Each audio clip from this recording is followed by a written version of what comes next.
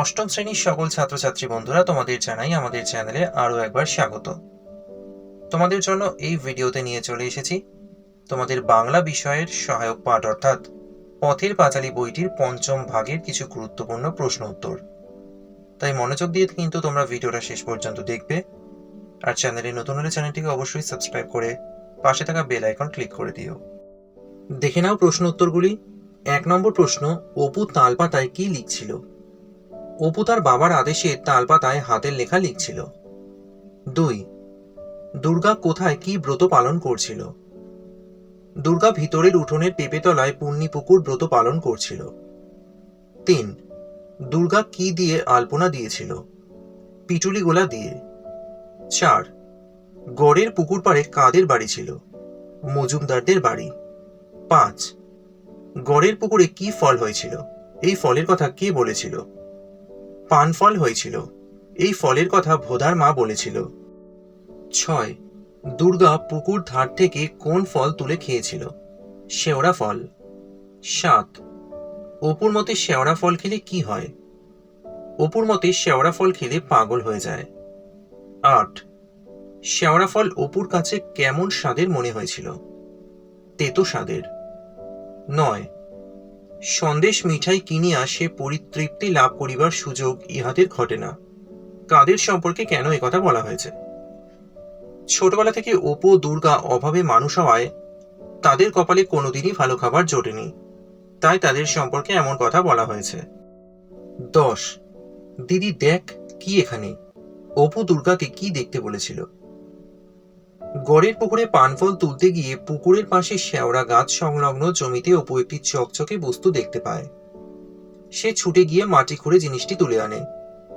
এই জিনিসটি অপু দুর্গাকে দেখতে বলেছিল। 11. মাটি খুঁড়ে পাওয়া দ্রব্যটিকে দুর্গা কি ভেবেছিল? হিরে ভেবেছিল। 12. হিরে সম্পর্কে অপুর কি ধারণা ছিল? অপুর ধারণা ছিল হিরে দেখতে অনেকটা মাছের ডিমের মতো এবং হলদে হলদে। 13. অপু দুর্গা কোথায় হিরে মুক্তোর গল্প শুনেছিল? মায়ের মুখে শুনেছিল। 14. অপু না বুঝিয়া বোকার মতো হিহি করিয়া হাসিল। অপু হেসেছিল কেন? অপু মাটি করে একটি চকচকে পদার্থ পেয়ে দিদি দুর্গার হাতে দিলে দুর্গা সেটিকে হিরে মনে করে বাড়ি ফিরে মায়ের হাতে দেয়। পরে দুর্গা আনন্দের সঙ্গে তার ভাইকে বলে, এই বস্তুটি যদি সত্যিই হিরে হয় তাহলে তারা বড় মানুষ হয়ে যাবে। একথা শুনে অপু কিছু না বুঝেই হিহি করে হেসেছিল। 15.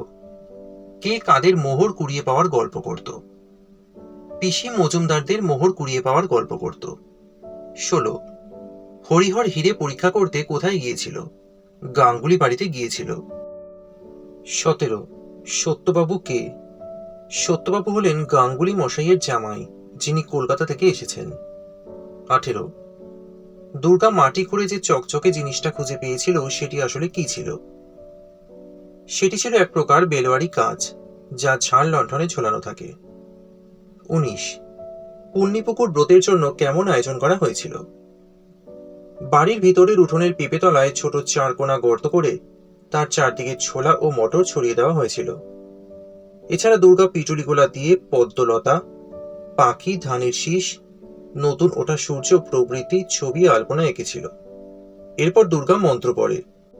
এভাবেই পুণ্যিপুকুর ব্রতের আয়োজন করা হয়েছিল। তাহলে পথের পাঁচালীর পঞ্চম ভাগের গুরুত্বপূর্ণ প্রশ্ন উত্তরগুলো তোমরা পেয়ে গেলে এই ভিডিওতে।